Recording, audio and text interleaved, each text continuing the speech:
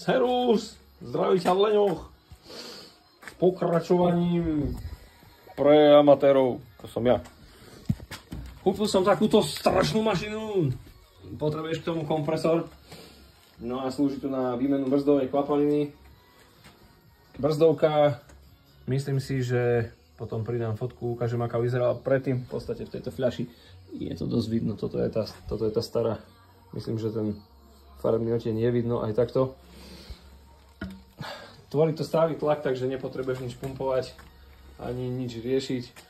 Nastavíš, toto je taký jednoduchý kompresor, momentálne ešte nemám druhý. No a začneš ozdušňovať od zadnej strany, tak ako sa robia brzdy.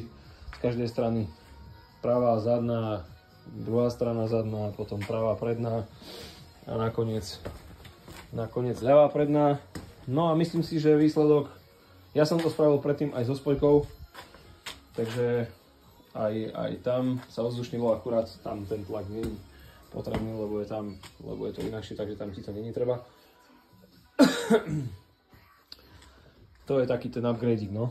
Je to, tu na tomto pešote je ten ozdušňovačik, má krásny prístup tam dole, takže na spoječku je to tiež fajn. No a myslím si, že vymeniť brzdovku stojí za to, mať to čisté a nenehať ju tam toľko strašne veľa rokov, čiže by sa to malo meniť v určitých intervaloch, koľko presne neviem. Sú na to rôzne videá, kde je to kadekto vysvetľuje, takže keď chceš, napíš, urobíme.